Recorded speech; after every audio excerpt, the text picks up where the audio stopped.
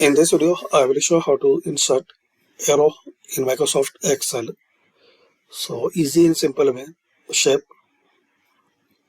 in the block arrows, select any style of arrow,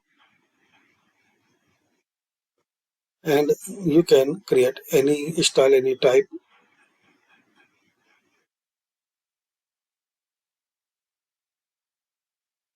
Also click on this yellow dot so you can make more changes.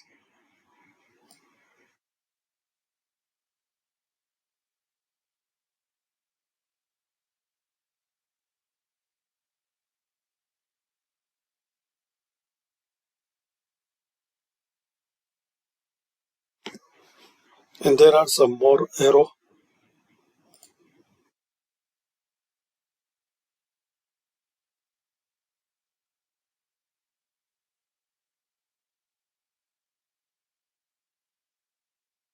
So thanks for watching.